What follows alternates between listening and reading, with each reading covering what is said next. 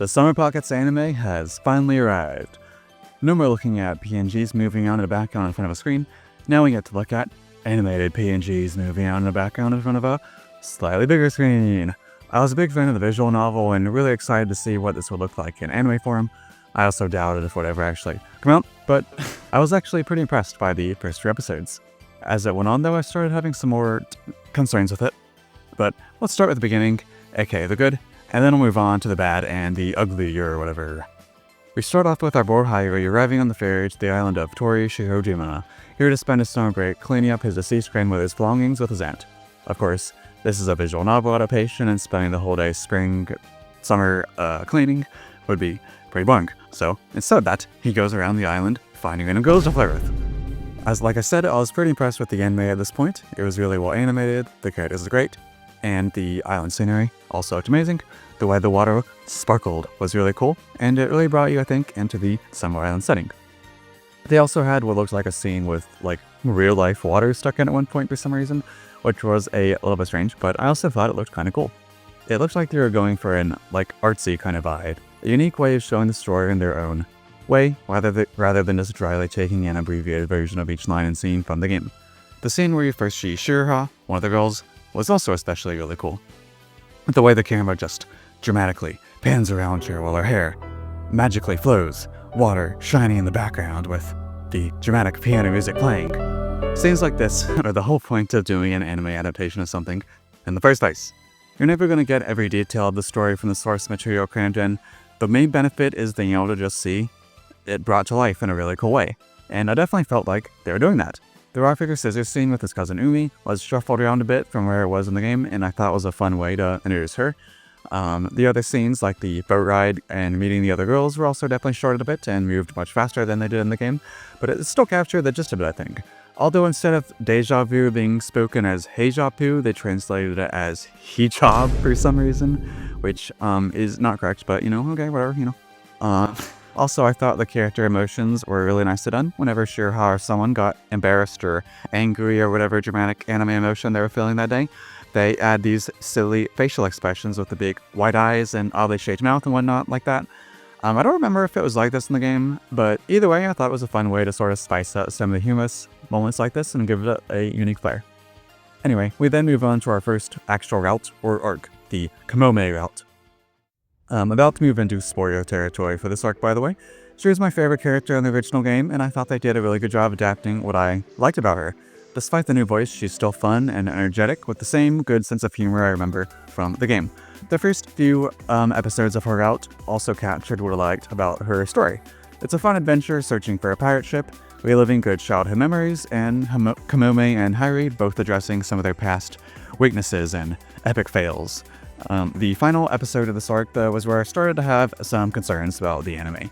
You get so much information dumped on you very quickly, the whole ordeal of figuring out where Kamome went, finding out her secrets, and then rebuilding the ship and inviting everyone to the island and meeting up with her again. So much stuff just goes by with not much room for any of it to really ferment and have the full impact it should have before it's all suddenly just over by the end of the episode. In the game, I remember all this being almost half her route or something, I think.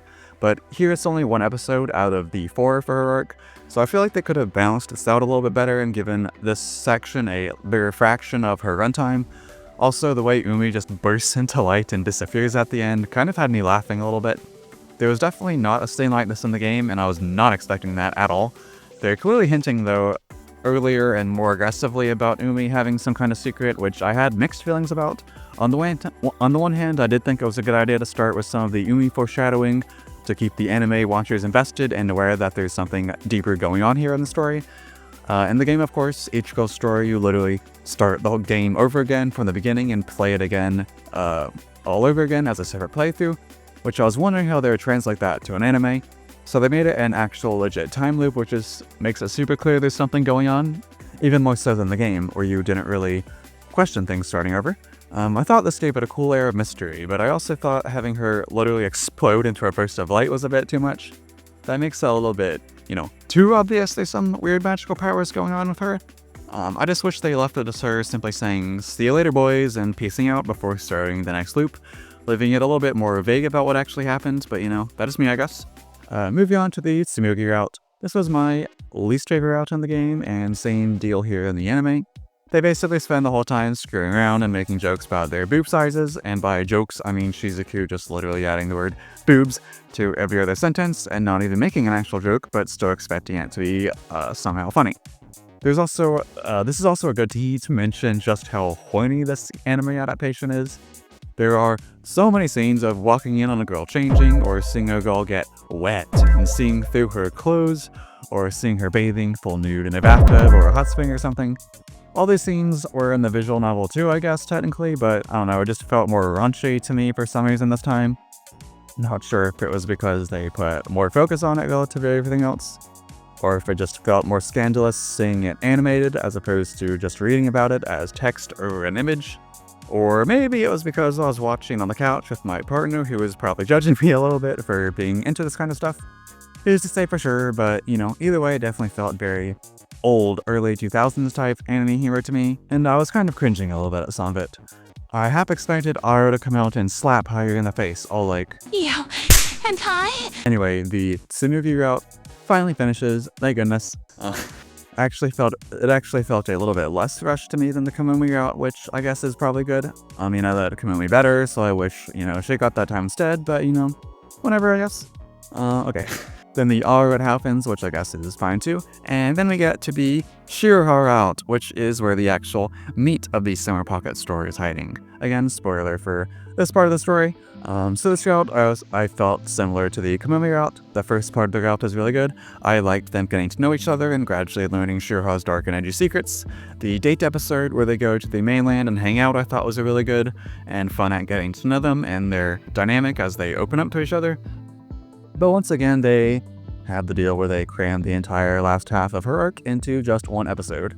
The underwater sumo, the wedding scene, preparing for the festival, and then carrying out the festival all happened in like a single 20-whatever minute episode.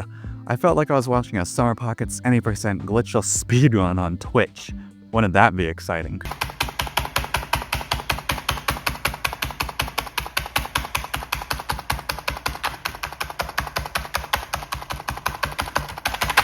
But yeah, I feel like this should have been 2 episodes. We only briefly see her dance at the ceremony, which I thought would have been nice to see a little bit more of. We also don't even really see the festival itself, we just see it wrap up all of a sudden and then go into the aftermath with the boat and all that. These are both key scenes, no pun intended, to the story, and we just sort of rushed to get them over with.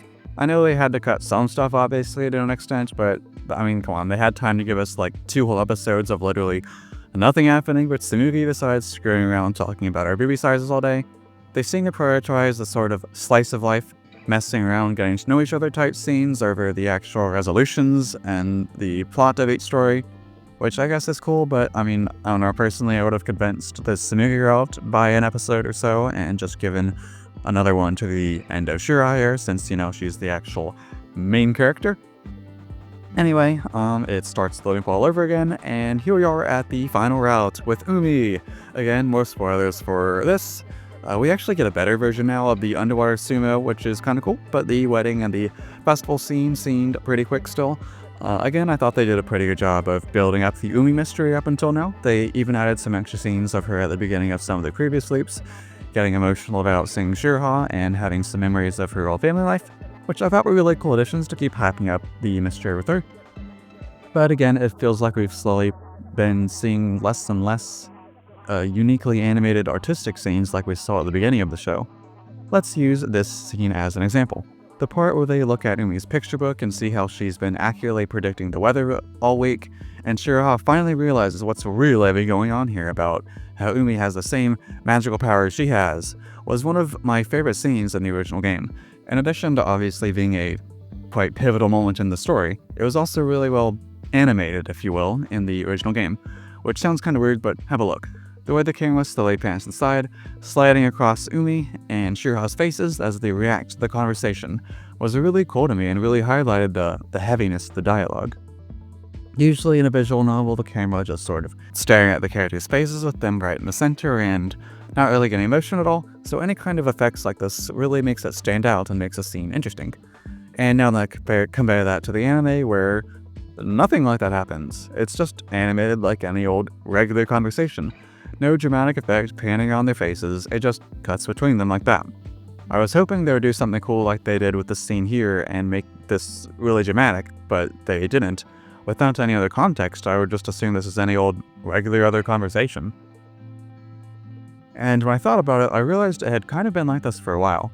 The first couple episodes had so much creative energy and had me excited to see all this come to life, but by this point, no more artistic scenes of IRL water effects or dramatic camera angles. It's mostly just them standing mostly still with just talking.